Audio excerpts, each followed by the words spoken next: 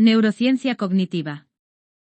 Cuenta la leyenda que el nombre de neurociencia cognitiva se gestó hacia finales de los 70 en el asiento trasero de un taxi en Nueva York. En ese taxi, Michael S. Gazzaniga y George A. Miller se dirigían a una cena de trabajo con un grupo de colegas de otras universidades americanas, que se habían propuesto coordinar esfuerzos para estudiar el substrato cerebral de la mente, una empresa que hasta entonces no tenía nombre propio. Gazzaniga, Ibri y Mangun, 1998. Cierta o no la historia, lo cierto es que desde entonces la neurociencia cognitiva se ha ido forjando durante estos años como una disciplina con entidad propia y reconocida por la comunidad científica, a caballo entre la psicología cognitiva y la neurociencia. El primer uso público de la denominación neurociencia cognitiva corresponde a un curso que con este nombre organizaron los ya aludidos Gazzaniga y Miller en el Cornell Medical College, en 1976, sobre las bases biológicas de la cognición humana. Gazzaniga, 1984. El objetivo: enfatizar la comprensión de esta, partiendo de la consideración de que la aproximación más apropiada era la de estudiar sujetos humanos sanos con las técnicas de las ciencias del cerebro en concordancia con los métodos de las ciencias cognitivas. Gazzaniga, 1984. Pero probablemente no fue hasta 1982, según Posner y Di Girolamo, 2000, cuando se publicó el primer texto con este nombre, Cognitive Neuroscience, Development Towards a Science of Synthesis, de Posner, P. y Volpe, 1982, aparecido en un libro sobre representaciones mentales. Meller, Walker y Garrett, 1982. Otros primeros textos con ese término fueron el Handbook of Cognitive Neuroscience, editado por Gazzaniga en 1984, o el Mind and Brain, Dialogues in Cognitive Neuroscience, editado por Ledoux y Hirst en 1986. Sin embargo, estas primeras obras fueron más un compendio de buenos propósitos que el escaparate de una disciplina científica establecida. Así, por ejemplo, el Handbook of Cognitive Neuroscience de Gazzaniga, 1984, define el objetivo de la neurociencia cognitiva como el estudio de las bases biológicas de la cognición humana, aunque a pesar de las pretensiones del título, el resultado son 19 capítulos dispersos, de los cuales únicamente en 7 se tiene en cuenta explícitamente el cerebro. En el resto se discuten trabajos realizados con medidas conductuales, o se proponen modelos lógicos o computacionales sobre distintas funciones cognitivas. Creemos pues que no fue hasta 1988 a 89, como se discutirá más adelante, que la neurociencia cognitiva se hace explícita como una disciplina nueva, con un objeto de estudio y un marco paradigmático en el sentido kuhniano. Kuhn, 1962, propios, con las publicaciones de Posner, Petersen, Fox y Reichle. 1988, Koslin, 1988, Churchland y Sejnowski, 1988, y Gazzaniga, 1989. Y no ha sido hasta hace muy poco que se han publicado libros que con ese título ofrecen una perspectiva desde la neurociencia cognitiva de las funciones cerebrales. Nos referimos al libro Neurociencia y Conducta de Kandel, Schwartz y Gesell, 1997, y al Cognitive Neuroscience, The Biology of Mind, de Gazzaniga et al. 1998, recientemente ampliado y reeditado en 2002. La neurociencia cognitiva se define como la disciplina que busca entender cómo la función cerebral da lugar a las actividades mentales, tales como la percepción, la memoria, el lenguaje e incluso la consciencia. Albrecht y Neville, 2000, Gazzaniga, 1984, 1995, 2000b, Koslin y Andersen, 1992, Koslin y Sin, 1992, Posner y Di Girolamo, 2000, Waldrop, 1993.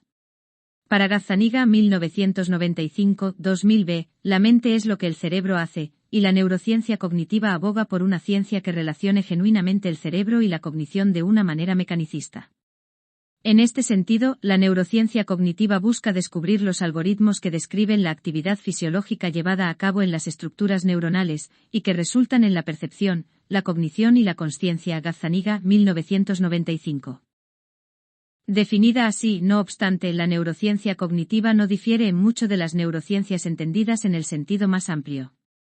Por ejemplo, Kandel escribe en la primera línea del prefacio de su obra Principios de Neurociencia, Kandel, Schwartz y Gesell, 2001, que el objetivo de la neurociencia es comprender la mente, cómo percibimos, nos movemos, pensamos y recordamos. Página 35, véase también Kandel et al., 1997, Shepard. En su obra Neurobiología atribuye propósitos similares a esta disciplina. Shepard, 1994, y Fuster, 2000, afirma, literalmente, que toda neurociencia es cognitiva. P. 51.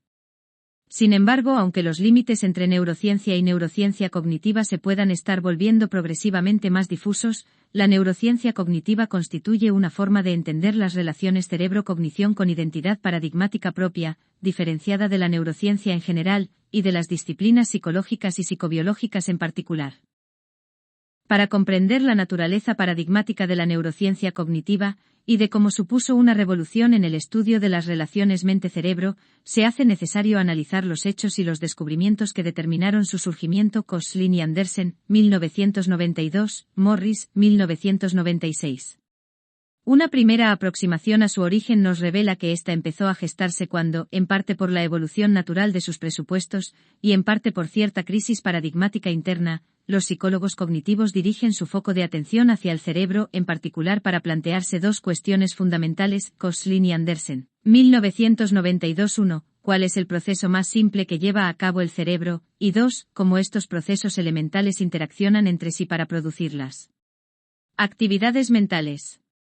Ambas cuestiones llevaron a una nueva conceptualización de la función cerebral, que surgió de la confluencia de los descubrimientos e ideas de tres viejas tradiciones: la neurociencia, la psicología experimental y las ciencias de la computación. Churchland y Sejnowski, 1988, Gazzaniga et al., 1998, Candel et al., 1997, Koslin y Andersen, 1992, Koslin y Sin, 1992.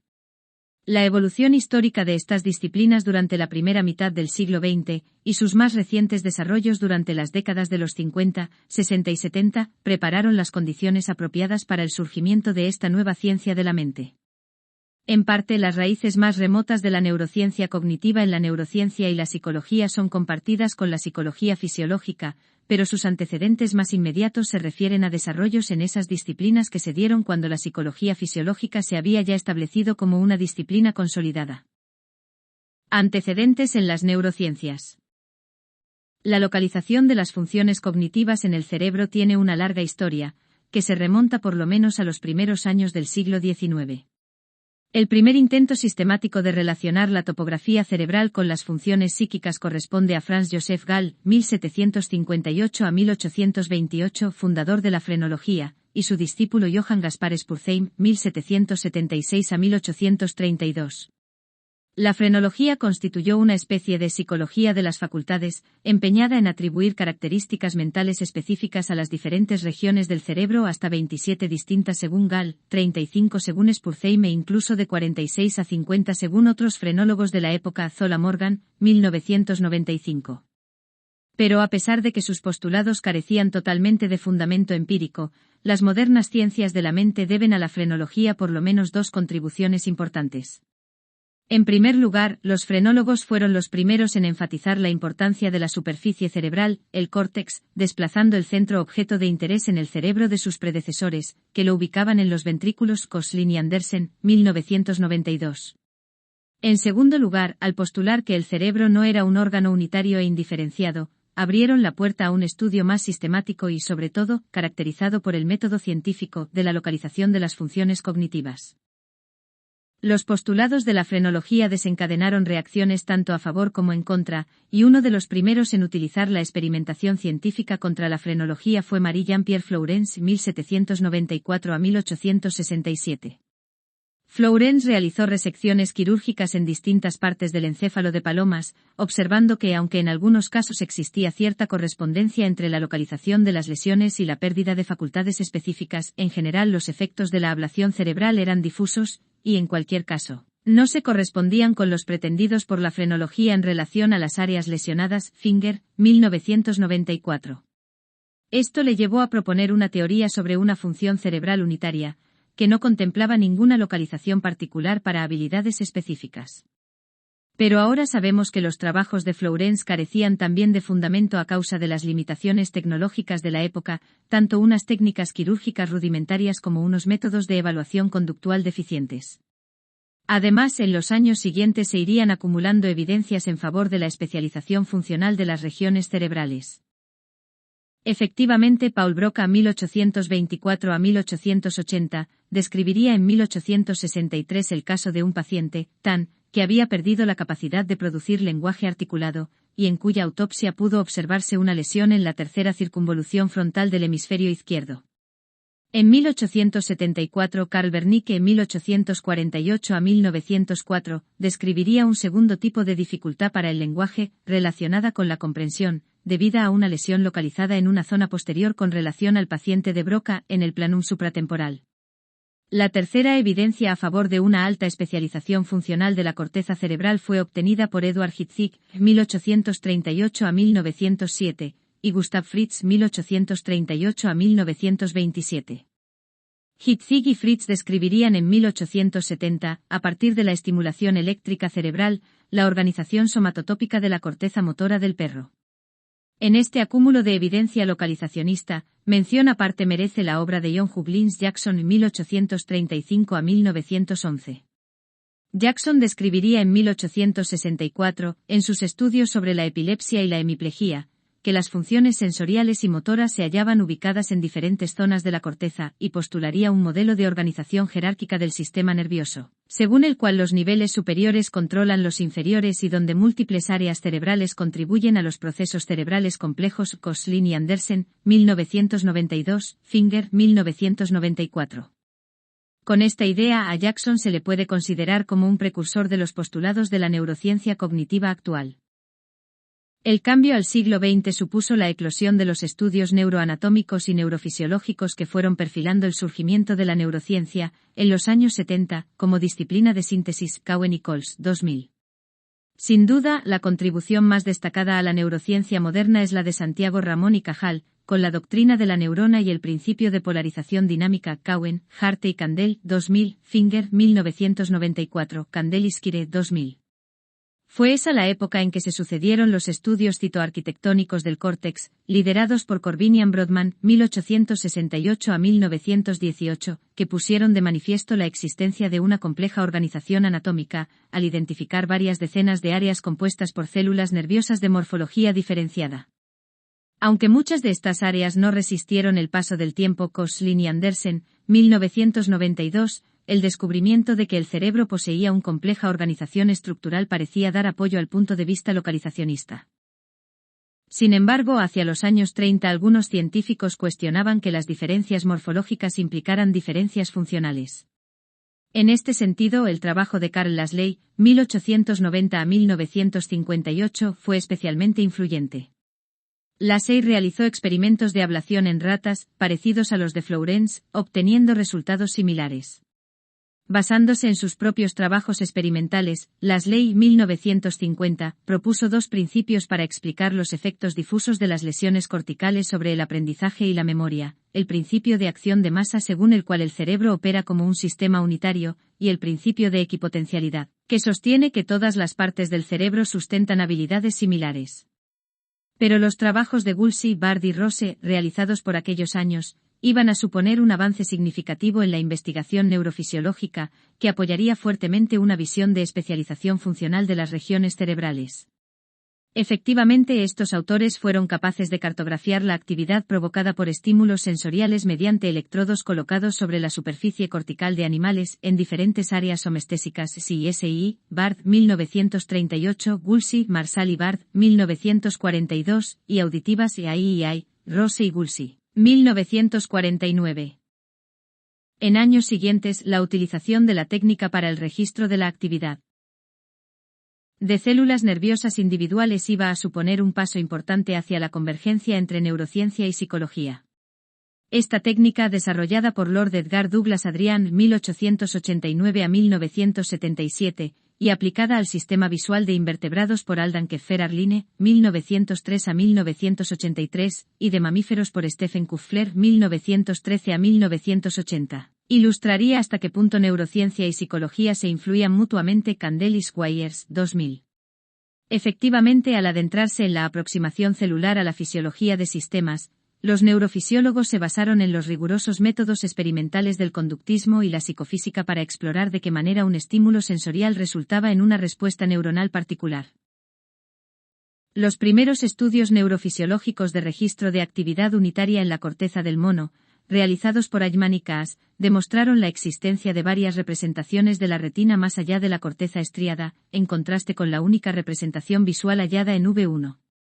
Paralelamente, los trabajos anatómicos de Zecchi sobre las conexiones entre V1 y otras áreas visuales, Zecchi, 1978, así como la observación de la preferencia por la dirección del movimiento de las células del área MT, V5, o por el color en V4, significarían el inicio de 2 décadas de investigación que llevarían a la propuesta de la existencia de 2 vías segregadas de procesamiento en el córtex visual, de Joe y Bonnesen, 1988. Simultáneamente se iban descubriendo también múltiples áreas funcionales en el córtex auditivo Brugge y Reale, 1985, y somestésico Merzenich, Kaas, Sur y Lin, 1978. Estos estudios condujeron, según Koslin y Andersen en 1992, a una resolución elegante del debate localizacionista/diagonal globalista, al poner de manifiesto que las funciones complejas, tales como la percepción, la memoria o el razonamiento, se llevan a cabo por un conjunto de procesos subyacentes de localización específica, cada uno de los cuales es por sí solo insuficiente para explicar la función. En este contexto se iba configurando la emergencia de la neurociencia cognitiva como la ciencia que debería dar respuesta a la cuestión de cuál es el proceso más simple en el cerebro y de cómo estos interaccionan entre sí para sustentar las funciones complejas. Hay acuerdo unánime en que un primer paso decisivo hacia la convergencia de la neurociencia y la psicología cognitiva se debe a Vernon Moncastle, David Ubel y Thorsten Wiesel, Cowen et al., 2000, Candelis Weyers, 2000, Koslin y Andersen, 1992. Sus estudios unicelulares sobre la corteza somestésica Moncastle, 1957, y visual, Ubel y Wiesel, 1959, del mono no solo pusieron de manifiesto que las células corticales tienen propiedades de respuesta altamente selectivas, sino que las células con las mismas propiedades de respuesta se organizan en columnas corticales de especialización funcional, dando lugar al concepto de organización modular de la corteza cerebral. El siguiente paso decisivo tuvo lugar hacia finales de los 60, cuando se pusieron a punto las técnicas para registrar actividad celular unitaria en animales despiertos entrenados para realizar ciertas tareas sensoriales o motoras. De la mano de Edward Evarts en el sistema motor y de Moncastle en el sistema somestésico, estos estudios pusieron de manifiesto que las actividades perceptivas y los actos motores simples correlacionan con patrones específicos de actividad neuronal, y abrieron la puerta al estudio de la representación interna de conductas específicas mediante el registro de actividad de neuronas individuales, Cowen et al., 2000.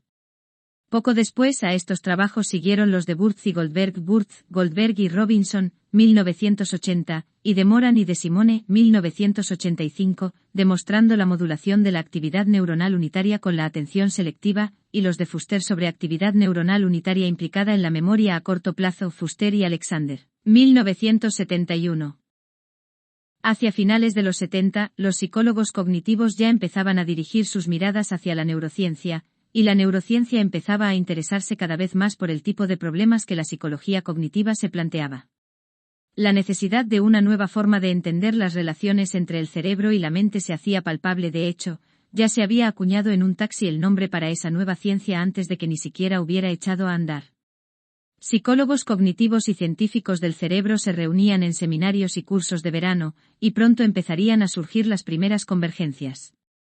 No se habían desarrollado todavía las potentes modernas técnicas de neuroimagen Gazzaniga, 1984, Koslin y Sin, 1992, pero ya se utilizaban los potenciales evocados cerebrales en paradigmas cognitivos Hilliard y Picton, 1987, Kutas y Hilliard, 1984.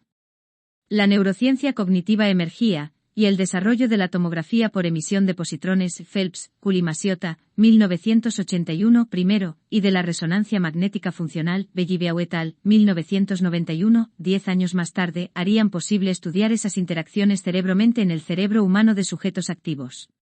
Pero veamos antes los sucesos que dirigieron la atención de los psicólogos cognitivos hacia el cerebro. 1. Antecedentes en la psicología experimental. Los orígenes de la psicología científica se remontan a Wilhelm Wundt, 1832-1920, quizás no tanto por sus contribuciones científicas, sino por el hecho de haber establecido en Leipzig, en 1879, el primer laboratorio de psicología experimental, Bowring, 1990. Wundt, al igual que muchos de sus discípulos, y especialmente al igual que Gustav Fechner, 1801 a 1877, desarrolló una psicología fisiológica de las sensaciones, basada en el método científico y la contrastación empírica en el laboratorio. A Fechner debemos la obra Elementos de psicofísica, aparecida en 1860, que no solo significó un hito para el surgimiento de la psicología científica, sino que se ha convertido con posterioridad en uno de los pilares de la neurociencia cognitiva. Albrecht y Neville, 2000. Sin embargo, debido a la influencia de la reflexología rusa, especialmente la de Ivan Pavlov, 1849 a 1936, la psicología introspectiva y de los contenidos desarrollada por Wundt y sus seguidores se fue abandonando, para dar paso al surgimiento de un nuevo movimiento psicológico a principios del siglo XX. El conductismo, de la mano de John B. Watson, 1878 a 1958. Watson abogaba por una psicología que estudiara la conducta del hombre de la misma manera que se abordaba la de los animales, es decir, mediante la experimentación como único método válido para la obtención de datos, y la conducta manifiesta como único objeto de estudio posible. El conductismo se erigiría en el paradigma dominante en psicología durante, por lo menos, los siguientes 40 años, y significaría el rechazo frontal al estudio de las actividades mentales inobservables públicamente. Pero la hegemonía conductista perdió empuje cuando los psicólogos de la Gestalt propusieron que los fenómenos perceptivos se explicaban mejor en relación a las propiedades emergentes de los elementos estimulares. Caparrós, 1984. Hacia finales de los años 50, el conductismo iba perdiendo influencia, en gran parte debido al desarrollo de la tecnología y la teoría de la computación. Se estaba forjando una nueva forma de entender la psicología cognitiva. Uno de sus más decisivos impulsores, George A. Miller, quien años más tarde acuñaría el nombre de neurociencia cognitiva, publicaba en el año 1956 su influyente artículo The Magical Number 7, plus or minus to Caparrós, 1984, Gazzaniga et al., 1998 y otros similares durante aquellos años, en los que se insiste en unos conceptos muy alejados del lenguaje conductista, tales como organización de la memoria, planes de conducta, etc. Caparrós, 1984. Bajo la influencia de otros jóvenes psicólogos cognitivos, tales como Ulrich Neisser, Herbert Simon, Jerome Brunner, el lingüista Noam Chomsky, y por supuesto, el propio Miller, la psicología empezó a convencer a la comunidad científica de que la vida mental era, de hecho, bastante más rica que la definida en el marco conductista. La principal tesis defendida fue que el conocimiento del mundo se basa en un soporte biológico para percibirlo, hardware, y que la percepción es un proceso creativo que no solo depende de la información inherente al estímulo, data-driven processing, sino también de la estructura mental del que percibe, conceptually driven processing. Neisser, 1967. Donald Ebb, 1904 a 1985, considerado uno de los precursores de la psicología fisiológica moderna. Milner y Witte, 1987, publica en 1949 su obra The Organization of Behavior, todavía en época de hegemonía conductista. La obra de Ebb, quien se autoconsideraba un pseudoconductista. Caparrós, 1984, no solo tuvo una profunda influencia en el desarrollo de la psicología fisiológica, y algunos de sus postulados son clave para la neurociencia moderna, por ejemplo, las sinapsis hebbianas, sino que sus planteamientos asociacionistas contribuyeron al desarrollo de una nueva psicología.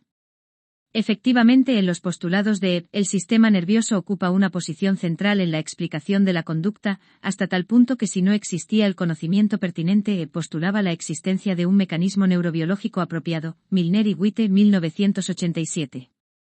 Con este planteamiento Ebb supuso una ruptura conceptual con el conductismo al considerar la existencia de procesos mediacionales, VGR, el sistema nervioso, en su modelo de organización de la conducta. Caparrós, 1984. Y hay quien lo considera incluso el primero de los neurocientíficos cognitivos por su forma de integrar el conocimiento conductual, neuroanatómico, neurofisiológico y computacional de su época. Sejnowski, 1999. Al redirigir la atención hacia las operaciones mentales, los psicólogos cognitivos se interesaron en el procesamiento de la información, en el flujo de la información sensorial que va desde los receptores periféricos hasta las eventuales operaciones en el cerebro que llevan al almacenamiento de información, memoria, y la acción, conducta. El punto de vista cognitivo se asentó en el presupuesto de que cada acto perceptivo o motor tiene una representación interna en el cerebro, y que nuestras percepciones, acciones y pensamientos dependen de transformaciones internas o computaciones. Según Pousner y Di Girolamo 2000, la formalización de estos presupuestos se debe a Miller y Lenenberg, 1978, quien estableció, 1. Que las funciones complejas se pueden descomponer en procesos simples, 2. Que estos procesos simples pueden localizarse anatómicamente y estudiarse en relativo aislamiento y 3. Que los procesos cerebrales simples correlacionan directamente con formas simples de procesos conductuales. En este contexto 3 fueron los psicólogos cognitivos, según Koslin y Andersen 1992, que tuvieron un papel más decisivo en el surgimiento de la neurociencia cognitiva. El primero de ellos fue Saul Sternberg, quien demostró que algunas tareas se llevan a cabo en una serie discreta de etapas de procesamiento, y desarrolló un método para caracterizarlas, llamado de los factores aditivos. Sternberg, 1969, similar al desarrollado por Donders un siglo antes. Por ejemplo, con el conocido experimento de búsqueda serial en memoria, Sternberg, 1966, Sternberg postuló que la tarea se realiza en 4 fases sucesivas de procesamiento: codificación, comparación del ítem codificado con la representación de los ítems en memoria, decisión y generación de la respuesta. Al descomponer una tarea cognitiva en una serie de etapas de procesamiento, Sternberg abría la puerta a plantearse cuestiones sobre las funciones cognitivas en términos de operaciones mentales elementales. Gazzaniga et al., 1998. Otro psicólogo cognitivo clave en este proceso fue Michael I. Pousner.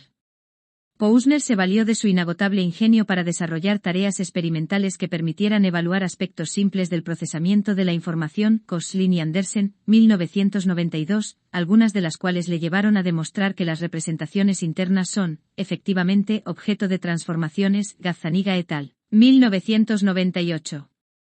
Una tercera influencia decisiva corresponde a Roger N. Shepard, quien mostró, mediante experimentos conductuales, que el cerebro realiza operaciones análogas, tales como la rotación de objetos.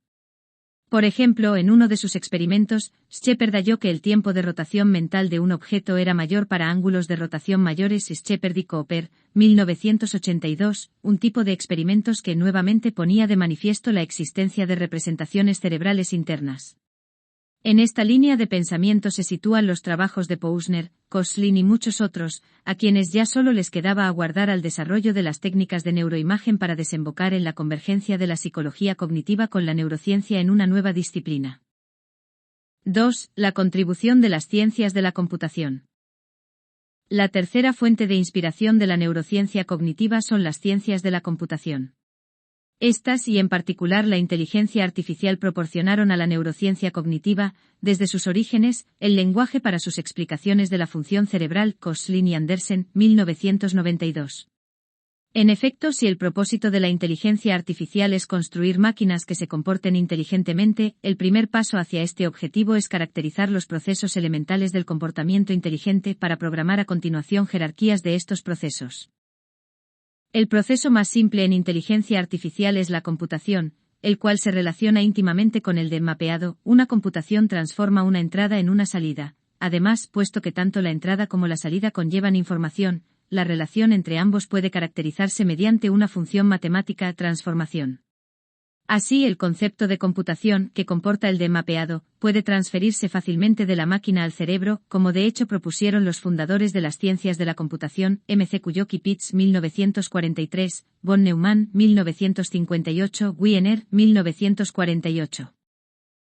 Una figura de influencia decisiva en el surgimiento de la neurociencia cognitiva fue David Marr. Gazzaniga et al., 1998, Koslin y Andersen, 1992. Marr destacó la importancia de analizar detenidamente los problemas que debe resolver el sistema visual, la escena visual, para posibilitar la visión. Marr y Niciara, 1978. Otra contribución destacada de Marr fue la idea de que la computación se puede entender en múltiples niveles de análisis. Marr y Poggio, 1977. La idea de que los fenómenos pueden analizarse a diferentes niveles no es suya, pero Marr fue más allá al proponer una jerarquía de niveles basada en la idea de que el cerebro lleva a cabo computaciones. En el nivel más bajo de la jerarquía, Marr estableció 2 niveles, uno que caracteriza el que se computa, teoría de cálculo, y otro que caracteriza el cómo se computa, algoritmo, y los relacionó con un tercero, llamado de implementación. Así, mientras que los 2 primeros se describen con el lenguaje de la computación, el tercero requiere el lenguaje de la biología y la biofísica, por cuanto se refiere a las propiedades de las neuronas y sus interacciones físicas. Las ideas de Marr fueron enseguida bien recibidas por la psicología cognitiva, porque sugerían que el nivel cognitivo podía comprenderse por razonamiento lógico, al margen de los mecanismos de implementación. Gazzaniga y Coles, 1992, Koslin y Andersen, 1992. Sin embargo, la distinción que Marr propuso entre los niveles de algoritmo e implementación a nivel neuronal era muy vaga, probablemente porque no tuvo en cuenta la complejidad del substrato neuronal del cerebro. En ese sentido, las teorías computacionales, como las esbozadas por Marr, deben rendirse a la realidad neurobiológica, es decir, deben estar limitadas a los mecanismos reales de funcionamiento cerebral, los cuales pueden ser diferentes para diferentes funciones cerebrales. Aunque la teoría de Marr fue insuficiente para una explicación computacional de las funciones cognitivas, sirvió de estímulo para nuevas aproximaciones computacionales constreñidas por la realidad neurobiológica, como las posteriormente defendidas por Churchland y Sejnowski, 1988-1992. 3. La síntesis de la neurociencia cognitiva, el nuevo paradigma. Si algún momento en el curso de la historia debe fijarse como el de aparición explícita de la neurociencia cognitiva, ese momento corresponde al año 1988. Ese año se publicaron por lo menos 4 artículos científicos en la revista Science, que pueden considerarse los textos fundacionales de la disciplina, desde los diferentes vértices experimentales que actualmente la sustentan. Además, ese mismo año, la Fundación James S. McDonnell y el Charitable Pew Trust se unieron, persuadidos por M. S. Gazzaniga, Posner y Di Girolamo, 2000, para iniciar un ambicioso programa de financiación, que en 5 años había invertido $5 millones en formación e investigación en neurociencia cognitiva. Waldrop, 1993, y que aún continúa abierto. 1. Al año siguiente, en 1989, se publica el primer volumen de la revista Journal of Cognitive Neuroscience 2, que iba a convertirse en el órgano de expresión más prestigioso de la disciplina.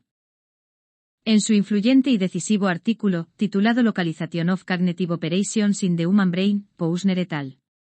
1988, revisan su propio trabajo sobre procesamiento del lenguaje realizado con tomografía por emisión de positrones, TEP, y a partir de este análisis novedoso proponen la hipótesis de que las operaciones mentales que constituyen la base del análisis cognitivo están estrictamente localizadas en el cerebro.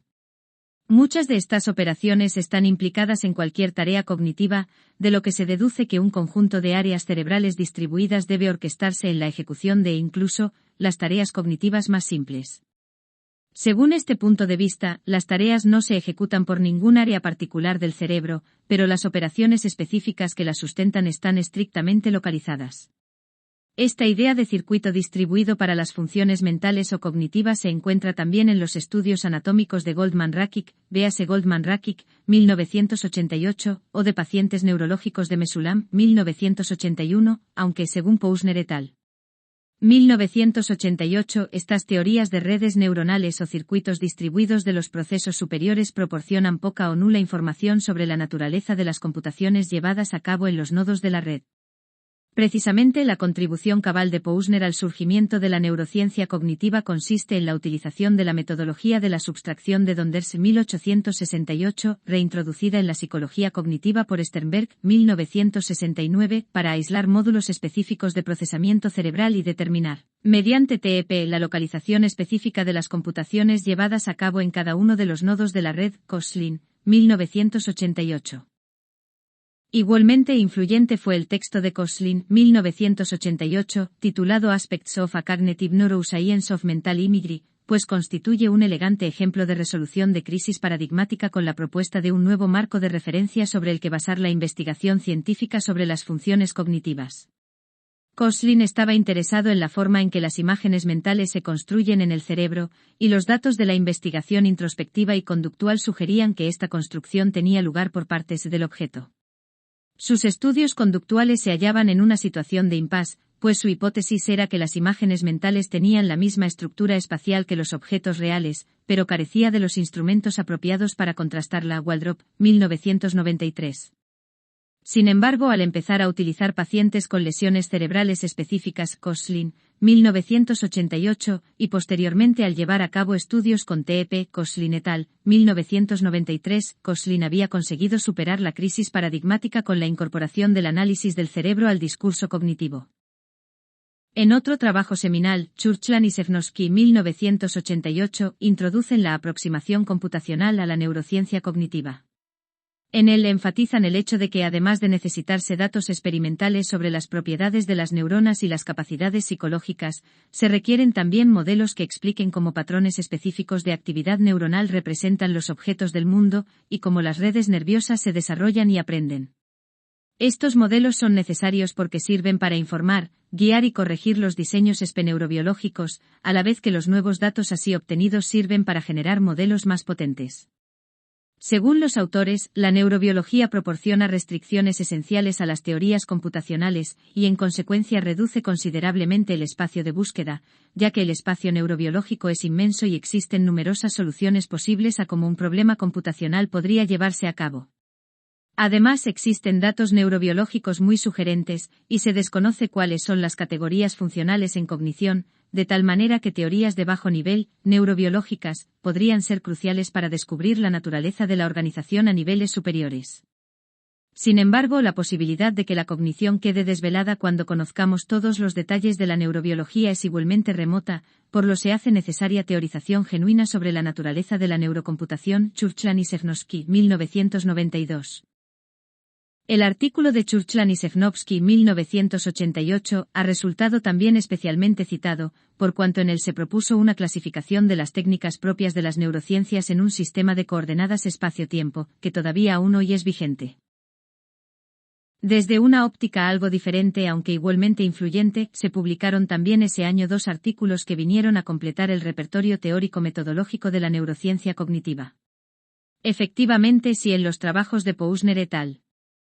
1988, Koslin 1998 y Churchland y Sejnowski 1988 se introdujeron respectivamente las perspectivas de la neuroimagen, las técnicas conductuales en pacientes neurológicos y los modelos computacionales en los trabajos de Zekischip 1988 y de Weiss y de Simone. 1988 se incardinaba la naturaleza de las contribuciones del registro de actividad celular unitaria, en animales despiertos que ejecutan tareas complejas, a la comprensión de los procesos cognitivos. Pero quizás el artículo donde más claramente se define el nuevo paradigma de la neurociencia cognitiva es el de Gazzaniga, Organization of the Human Brain, publicado también en Science un año más tarde, en 1989. Gazzaniga ofrece aquí una perspectiva de la neurociencia cognitiva similar a la de Koslin, 1988, basada en el estudio de pacientes con lesiones cerebrales mediante los métodos de la psicología experimental, aunque tal vez de forma más convincente. Según este autor, estudios de esta naturaleza ofrecen una nueva visión sobre la organización cerebral de la cognición humana, a saber, que el cerebro está organizado estructural y funcionalmente en unidades discretas, o módulos, que operan en paralelo y que interaccionan entre sí para producir las actividades mentales. Con este planteamiento se formaliza el abordaje paradigmático de la neurociencia cognitiva, el módulo como estructura elemental de procesamiento de la información, y se fijan sus propósitos, determinar su localización en el cerebro y establecer la forma en que interaccionan entre sí para sustentar las actividades cognitivas. Con estas publicaciones en 1988 a 89 se ha configurado una nueva forma de abordar las relaciones mente-cerebro, la neurociencia cognitiva, como disciplina científica con identidad paradigmática propia, caracterizada por el uso de los paradigmas experimentales propios de la psicología cognitiva para el estudio de la actividad cerebral. Esta nueva ciencia se basa en los siguientes presupuestos paradigmáticos: 1. Que la percepción y la acción dependen de representaciones cerebrales internas y sus transformaciones. 2. Que las actividades mentales pueden descomponerse en operaciones elementales de procesamiento de la información. 3. Que estas operaciones tienen localización estricta en el cerebro. Noción de módulo. Y 4. Que estos módulos interaccionan entre sí para sustentar las actividades mentales. Este modelo, que en los años iniciales de la neurociencia cognitiva no disponía de los instrumentos apropiados para ser validado, Gazzaniga, 1984, Churchland y Sejnowski, 1988, Koslin y Sin, 1992, se sustenta en 4 aproximaciones experimentales convergentes y complementarias. A. El registro de actividad neuronal con microelectrodos en animales, y en algunos casos excepcionales en humanos. B. Las técnicas de neuroimagen, tanto electromagnética como hemodinámica. C. El estudio de pacientes neurológicos. Y D. En la modelización computacional. Esta unión interdisciplinar ha significado un progreso sustancial en nuestra comprensión actual sobre el cerebro humano, aunque, como algunos han señalado, todavía tiene un largo camino por recorrer. Gazzaniga, 2000. 4. ¿Un paradigma en crisis? Desde los primeros años de la neurociencia cognitiva, en que sus estudios se realizaban en pacientes con lesiones cerebrales, Gazzaniga, 1989, Koslin, 1988, o mediante registros de potenciales evocados cerebrales de pocos canales, y Gilliard y Picton, 1987, Kutas y Gilliard, 1984, o tomografía por emisión de positrones, Pousner et al., 1988, la neurociencia cognitiva ha experimentado una rápida y progresiva expansión, especialmente gracias al desarrollo de otras técnicas, tales como la resonancia magnética funcional, RMF, Belliveau et al., 1991, la magnetoencefalografía multicanal de cabeza completa, MEC, Naatanen, Ilmoniemi y Alo, 1994, y los registros de potenciales evocados de alta densidad, Gibbons, Leon, Smith, Ledoux, 1995. Sin embargo, en su corta existencia como disciplina científica con identidad propia, hay ya algunos autores que consideran que la neurociencia cognitiva ha entrado en crisis paradigmática, y que es necesario una reconsideración de sus planteamientos y presupuestos para dar con una explicación cabal de la función cerebral. A propósito de una reseña de la recientemente reeditada obra de Gazzaniga, 2000b, The New Cognitive Neurosciences, Fuster, 2000, se cuestiona si el concepto central de la neurociencia cognitiva, el módulo cortical de la cognición, tiene todavía vigencia. Para Fuster, como ya se ha comentado, toda neurociencia es cognitiva, y la neurociencia cognitiva como disciplina surgida de la unión entre la psicología cognitiva y la neurociencia, e interesada en localizar en el cerebro los constructos propios de esta psicología, no dista de una nueva frenología validada más o menos por el método científico. pp. 52. También Sarter, Bernstein y Cacioppo, 1996, se percatan de esta limitación, al considerar que la aplicación sistemática del paradigma neurocognitivo, la localización del módulo cortical, puede llevar a la emergencia de un localizacionismo mentalista, lo cual puede y ha de evitarse mediante la convergencia de diferentes estrategias de investigación sobre la función cognitiva, por ejemplo, manipulando procesos neuronales locales. De hecho, se constata ya un creciente interés por comprender los mecanismos subyacentes a las conductas complejas, en oposición al mero interés por localizarlos. Miyashita y Farah, 2001. Fuster, 2000, observa que a pesar de que las funciones cognitivas puedan separarse y diseccionarse experimentalmente, esto no implica una estructura neuronal independiente para cada una de ellas. Obviamente, las funciones cognitivas son interdependientes. Y la estrategia de la neurociencia cognitiva de adscribir diferentes operaciones cognitivas o módulos a diferentes áreas corticales, aunque guiada por el método científico y la experimentación, se apoya en evidencia débil debido a presupuestos paradigmáticos no siempre sostenibles. Véanse de Espósito, 2000, Friston, 1997, para una discusión de estos presupuestos. Así pues, según Fuster, nos hallamos ante una clásica crisis de paradigma científico en sentido kuhniano-psic, que proviene, en gran medida, de una sobregeneralización de la realidad modular de la fisiología sensorial, y se nutre de los intentos de convertir los substratos anatomofisiológicos de la mente en simples módulos. Sin embargo, Fuster cree atisbar los albores de un nuevo paradigma, el del modelo de red de la neurocognición, que por cierto es también vislumbrado por otros autores, por ejemplo, Candel et al., 2001, parte 4, M.C. Inktos, Fitzpatrick y Friston, 2001. Según este modelo, la información cognitiva está representada en redes neuronales solapadas y profusamente interconectadas del neocórtex, que trascienden áreas y módulos de cualquier definición. La especificidad de la red deriva esencialmente de las conexiones entre sus unidades elementales, asambleas de neuronas o módulos, que no son contiguas, es decir, que se hallan dispersas por el córtex. La función cognitiva emerge irreductiblemente, más que de los constituyentes de la red, de las relaciones entre estos, de naturaleza probablemente no lineal, haciendo especialmente válida la máxima de que el todo es mayor que la suma de sus partes. Cowen y Coles, 2001. Seguramente el uso combinado de las diferentes metodologías disponibles para la neurociencia cognitiva, incluidas las lesiones reversibles, el registro de potenciales evocados, los registros con microelectrodos, la resonancia magnética funcional y los modelos de redes computacionales contribuirán a validar este nuevo paradigma. Sarter et al., 1996, Fuster, 2000, Müller y Myers, 2001. De todas maneras, es posible que el paradigma del módulo tenga aún su vigencia. No tanto porque las funciones cognitivas estén estrictamente localizadas, por cuanto que en la formulación original de la neurociencia cognitiva contiene la idea de red distribuida.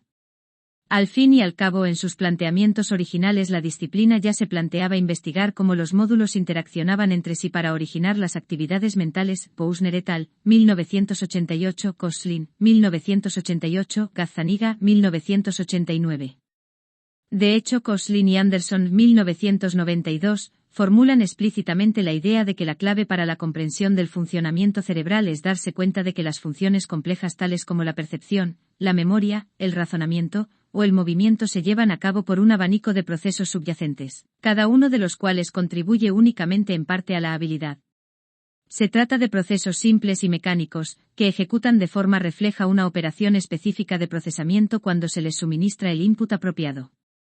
Son precisamente estos procesos simples los que son llevados a cabo en una región cerebral discreta. Así, cualquier habilidad puede llevarse a cabo de muchas maneras diferentes, según diferentes combinaciones de procesos elementales. Además, la comprensión del funcionamiento requiere la identificación de las computaciones en cada uno de sus nodos. Quizás la crisis paradigmática provenga más del fracaso del modelo de la neurociencia cognitiva para satisfacer empíricamente esta formulación que de la ausencia de la formulación de red distribuida como tal. 5. La neurociencia cognitiva actual. A lo largo de los pocos años de su corta existencia, la neurociencia cognitiva ha visto cómo se multiplicaban los estudios en todos los ámbitos de las funciones cognitivas, incluidas la atención para Suranam, 2000, la atención visual Schneider y Maassen, 1998, la visión Farah, 2000, la acción Jannerod, 1997, la memoria Nilsson y Markovits, 1999 y la conciencia Dehaene, 2001. Actualmente no aparece publicado un solo volumen de las revistas Annual Review of Neuroscience, Trends in Neuroscience, Nature Reviews Neuroscience, Current Opinion in Neurobiology, y muchas otras de primer nivel, sin que incluyan algún artículo de revisión de alguno de los grandes temas de la neurociencia cognitiva. Impulsora de este auge es la Cognitive Neuroscience Society, CNS, fundada en 1994 por Michael S. Gazzaniga, y que aglutina neurocientíficos cognitivos de todo el mundo con una afiliación que ha pasado de unos 900 socios en 1998 a unos 2000 en el año 2023, y cuya reunión anual ha experimentado un crecimiento del 600%, en asistencia entre su primera celebración en 1994 y la del año 2001, Gazzaniga, Ibri y Mangun, 2002. 4 son los ámbitos donde más espectacularmente está avanzando la neurociencia cognitiva en la actualidad. En primer lugar, constantemente se están produciendo avances tecnológicos, como los que han permitido hacer realidad la reivindicación de varios autores, sobre la necesidad de combinar los métodos propios de la disciplina, en especial los que proporcionan alta precisión espacial, TEP y RMF, con los de mayor resolución temporal, PES/MEC, Fuster, 2000, Müller y Mas, 2001, Posner y Di Girolamo, 2000, Sarter et al., 1996. En efecto, desde el trabajo pionero de Heinze et al. 1994, donde se combinaron TEP y PES para el estudio de la atención selectiva, y las propuestas metodológicas de LAC, 1999, han empezado a aparecer los primeros estudios donde se combinan RMF y PES, como por ejemplo en el de Rodríguez Fornells, Rotte, Heinze, Nos, Selt y Munte, 2002, sobre bilingüismo. Por otro lado, con el desarrollo de aparatos de resonancia magnética cada vez más potentes se está consiguiendo aumentar la resolución espacial de la técnica hasta límites hace pocos años impensables. Como por ejemplo para cartografiar columnas de isoorientación en el córtex visual primario de gatos Daesik y Coles, 2000, o de dominancia ocular en sujetos humanos Chen, Bagboner y Tanaka, 2001. Otra dirección actual de la neurociencia cognitiva corresponde a lo que se ha dado en llamar la neurociencia cognitivo-social. Este es un campo de investigación emergente interdisciplinar Miyashita y Farah, 2001, que busca entender fenómenos conductuales en términos de la interacción de 3 niveles, el nivel social, en los factores motivacionales y sociales que influyen en la conducta y la experiencia, el nivel cognitivo, que se interesa por los mecanismos del procesamiento de la información que dan lugar a los fenómenos del nivel social, y el nivel neurológico, que aborda los mecanismos cerebrales que sustentan el procesamiento cognitivo. Ochsner y Lieberman, 2001. Ejemplos de investigación en esta área son los estereotipos raciales, Phelps et al., 2000, las actitudes y el cambio de actitud, Adolf Citranel, 1999, La percepción del agente Hoffman y Ashby, 2000, o la interacción entre las emociones y la cognición, un ámbito de investigación que está dando lugar también a un área temática propia. Lane y Lin, 2000. Por otra parte, la neurociencia cognitiva está empezando a ocuparse de la transferencia de los resultados obtenidos en investigación básica a ámbitos clínicos, especialmente de la psiquiatría. Carter, 2001, Spitzer, 1997, o de los trastornos del desarrollo. Mahon, 1999, Swanson, Castellanos, Murias, Laoste y Kennedy, 1998. Un claro ejemplo de esta dirección lo ofrece, según Muller y Myers, 2001, el potencial de disparidad, MMN, con el cual venimos trabajando desde hace ya unos cuantos años. Véase, por ejemplo, Escera, 1997-2001. MMN es un componente del EEG que se ha utilizado ampliamente para comprender los mecanismos neuronales de la atención auditiva, por ejemplo, Escera, Alo, Stroger y Winkler, 2000, y como potente herramienta para investigar alteraciones perceptivas. Escera, 2001, Naatanen, 1995, o plasticidad cerebral. Kujala, Alo y Naatanen, 2001, en cierta clase de pacientes. Muller y Myers, 2001. Su utilización en estos contextos, tanto de investigación básica como clínica, constituye un claro ejemplo de ciencia normal, en sentido kuhniano. MMM proporciona un indicador neuroeléctrico de la activación de ciertos módulos de procesamiento cerebral, así como de la naturaleza de las representaciones del sonido en el córtex auditivo. Naatanen, 2000. Naatanen, Tervaniemi, Sussman, Paavilainen y Winkler, 2001, Naatanen y Winkler, 1999. Finalmente, el futuro a largo plazo de la neurociencia cognitiva podría pasar por la convergencia con la biología molecular de la cognición, aunque el conocimiento neurobiológico actual dista mucho de proporcionar todavía explicación molecular alguna de los procesos cognitivos en general. Sin embargo, en opinión de Eric R. Kandel, Premio Nobel en Medicina en el año 2000, por sus aportaciones al conocimiento de los mecanismos moleculares del aprendizaje y la memoria, esta síntesis entre cognición y molécula se da ya en algunos ámbitos, como el de la plasticidad sináptica y el almacenamiento en memoria. Kandel y Skire, 2000. Así, sus estudios en el molusco Aplysia han mostrado que formas simples de aprendizaje, tales como la habituación o el condicionamiento, resultan en cambios funcionales y estructurales a nivel sináptico. Bailey, Bartz y Kandel, 1996, a la vez que estudios genéticos en la mosca de la fruta Drosophila han llevado a la identificación de varias moléculas implicadas en la memoria. Jin y Tully, 1996. Estudios en esta línea, junto con los de plasticidad neuronal, que indican que la memoria a largo plazo comporta cambios funcionales y estructurales en el sistema nervioso central. Elbert, Pantep, Wimbruch, Rockstro y Taub, 1995, auguran rápidos avances en nuestro conocimiento sobre el substrato biológico de la mente. 6. La neurociencia cognitiva y sus relaciones con la psicobiología.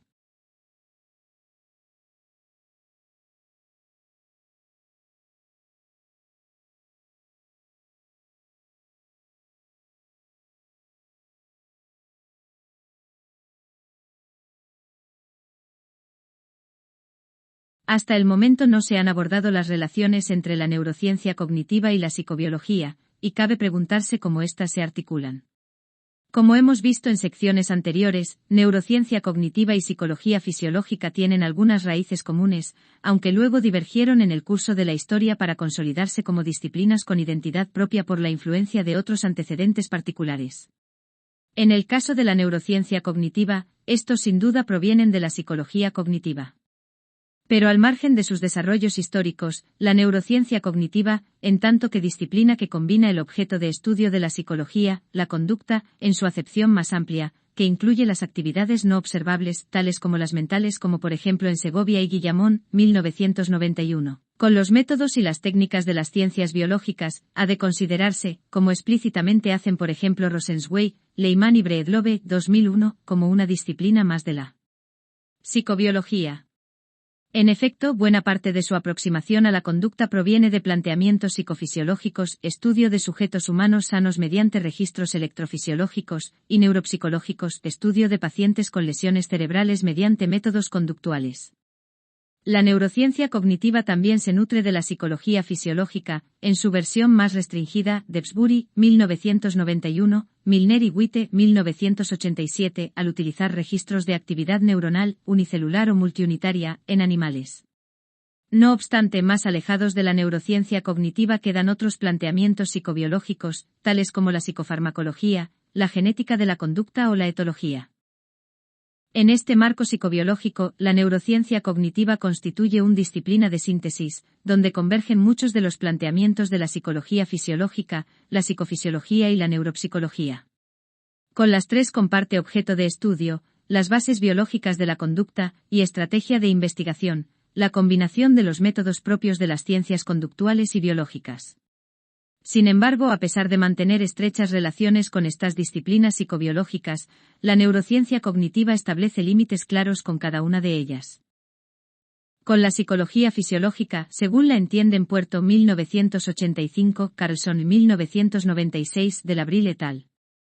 2001, entre otros, comparte métodos, fundamentalmente el de registro, aunque recientemente los de estimulación y lesión, gracias a la técnica de estimulación magnética transcraneal, TMS, cuyos efectos emulan lesiones transitorias, Pascual Leone, Walsh y Rothwell, 2000, Walsh y Covey, 2000, pero no se interesa por sus grandes temas de investigación, sexo, hambre, sed, conducta maternal, o sus aproximaciones más moleculares a los procesos conductuales, por ejemplo a nivel hormonal, neuroquímico de receptor, etc., que generalmente se llevan a cabo en estudios en animales. Con la psicofisiología, tal como la definen Coles, Donchin y Porges y 1986, Martínez Selva 1995 o Carretier 2001, comparte en gran medida el objeto de estudio, los correlatos fisiológicos de la conducta en sujetos humanos y especialmente algunas de sus técnicas, el registro de actividad electromagnética cerebral, espontánea o provocada. De hecho, en sus orígenes más inmediatos, antes de la aparición de las técnicas de neuroimagen hemodinámica, la neurociencia cognitiva podía nutrirse únicamente de la psicofisiología cognitiva. Donchin y Coles, 1976, Donchin, Caris, Basore, Coles y Gratton, 1986. Pues los potenciales evocados constituían la única técnica disponible para obtener medidas fisiológicas no invasivas de actividad cerebral en sujetos humanos, y Hilliard, 1993, Hilliard y Picton, 1987. Sin embargo, la aparición de la tomografía por emisión de positrones, y posteriormente la resonancia magnética funcional, relegaron a un segundo plano las técnicas psicofisiológicas, pues la mejor resolución espacial de aquellas las convertía en el instrumento óptimo para localizar en el cerebro el substrato modular de la cognición. Actualmente, con la aparente crisis paradigmática localizacionista de la neurociencia cognitiva, Fuster, 2000, estamos presenciando un renovado interés por la aproximación psicofisiológica a la cognición, pues la insuperable resolución temporal de las técnicas que utiliza la erigen en la aproximación más apropiada para establecer la neurodinámica temporal de la cognición. La psicofisiología es, sin embargo, una disciplina mucho más amplia, pues se ocupa de otros temas: motivación, estrés, sueño, y utiliza otras variables y técnicas, basadas en el registro de la actividad vegetativa, que no son propias de la neurociencia cognitiva. Con la neuropsicología, según las definiciones de Junqué y Barroso, 1995, o Colby-Bissap, 2001, tiene también mucho en común. Ambas disciplinas comparten objetivo específico de estudio, las funciones psíquicas complejas y sus relaciones con la corteza cerebral. También comparten sujeto de estudio el humano, y en parte aproximación experimental, el estudio de pacientes neurológicos con métodos conductuales y el uso de técnicas de neuroimagen. A pesar de ello, existen diferencias evidentes que permiten a ambas disciplinas beneficiarse mutuamente sin renunciar a la propia identidad. En primer lugar, la diferencia más destacada entre ambas disciplinas tiene que ver con la naturaleza de las pruebas conductuales que utilizan. En neuropsicología es habitual el uso de pruebas psicométricas específicas de funciones cerebrales, habitualmente adaptadas y normalizadas para el contexto cultural, donde se utilizan tests estandarizados, tales como las escalas de inteligencia y memoria de Wechsler, el test de memoria visual de Benten, la figura compleja de Rey, o baterías de exploración neuropsicológica, tales como la Alstead-Reitan o la Luria-Nebraska, aunque en investigación, en contraste con las aplicaciones clínicas. Estos tests no se usan como instrumentos estandarizados, sino que las medidas que se recogen en el grupo de pacientes se comparan con las de un grupo control. Junqué y Barroso, 1995. La neuropsicología utiliza también paradigmas propios de la psicología experimental, tales como los de Stroop, Passat o Sternberg, y paradigmas adoptados de la experimentación animal, que incluyen, entre otros ejemplos, tareas de discriminación perceptiva, de apareamiento, de respuesta demorada, etc. Junqué y Barroso, 1995. La neurociencia cognitiva, en cambio, utiliza paradigmas experimentales diseñados a propósito para poner a prueba hipótesis específicas sobre la organización cerebral de las funciones cognitivas que se pretende investigar, muchas veces importados o adaptados de modelos de la psicología cognitiva, como por ejemplo el de inhibición de retorno. Para el estudio de la atención, Posner, Rafal, Choate y Vaughan, 1985. Su estrategia principal de investigación se basa en el método de la subtracción de Donders, 1868, reintroducido en la psicología cognitiva por Sternberg, 1969, y profusamente utilizado por Posner, por ejemplo Posner, 1986, para aislar unidades elementales de procesamiento cognitivo. Neurociencia cognitiva y neuropsicología también difieren en la naturaleza de las explicaciones que formulan sobre las funciones cerebrales. Generalmente la explicación neuropsicológica se da en términos de circuitería cerebral implicada, neuroanatómica, mientras que la explicación neurocognitiva es computacional, se construye en términos de las computaciones que tienen lugar en los nodos de la red, es decir, en términos de las transformaciones de la información entre la entrada y la salida del nodo, o incluso se intenta modelar funcionalmente mediante modelos simulados de redes neuronales.